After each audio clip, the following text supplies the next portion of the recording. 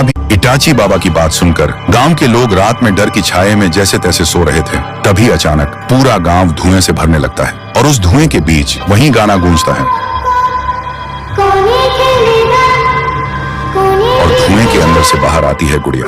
बाहर निकलते ही गुड़िया जोर जोर से हंसने लगती है। उसकी हंसी की गूंज सुनते ही पूरा गांव जाग जाता है और सब लोग डर के मारे चीखते हुए इधर उधर भागने लगते हैं। तभी इटाची बाबा गुड़िया के सामने आता है और चीख कर बोलता है, चली जा यहाँ से, नहीं तो ये तेरा आखिरी रात होगा। गुड़िया हंसती है और कहती है, दम है तो रोक के दिखा, और बड़ी होने लगती है।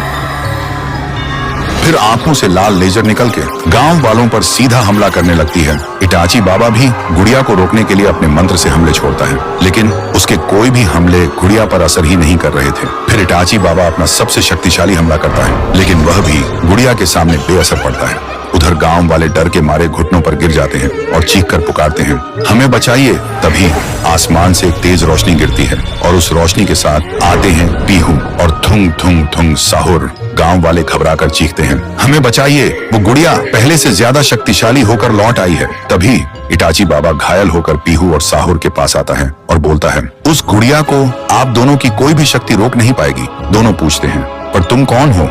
इटाची बाबा कहता है, अभी यह सब का टाइम नहीं है। पीहू चौंक कर पूछती है, तो फिर हम क्या करें? इटाची बाबा कहता है, उसे मिटाने के लिए हमें वहीं जाना होगा जहाँ से उसका जन्म हुआ था। साहुर गुस्से से बोलता है, बताओ कहाँ जाना है? इटाची दोनों की आंखों में देखकर बोलता है, आप लोग गुड़िया को उलझा के रखिए, मैं वहाँ जा रहा हूँ। फिर इटाची बाबा मंत्रों से एक पोर्टल खोलता है और पोर्टल के अंदर चले जाते हैं। फिर पीहू गुड़िया को रोकने के लिए आंखों से आग छोड़ती है, लेकिन गुड़िया को कुछ भी नहीं होता। साहुर भी गुस्से से गुड़िया को बीच से फाड़ देता है, लेकिन गुड़िया तुरंत खुद ब खुद जुड़ जाती है और हंसने लगती है। उधर इटाची बाबा आह्वान मंडल को मिटाने के लिए मंत्र करता है, लेकिन मंडल मिटने के बाद भी खुद ब खुद वापस बन जा रहा है। फिर इटाची को समझ आता है, ये काला जादू और बुरे खून से बना है, अब इसे मिटाने के लिए अच्छा खून चाहिए। फिर इटाची बाबा आह्वान मंडल के बीच खड़े होकर मंत्र करने लगते हैं। तभी उसका पूरा शरीर अचानक फट जाता है और उसका लहू पूरा मंडल ढक देता है और पल भर में ही आह्वान मंडल मिट जाता है। इधर गुड़िया चीखने लगती है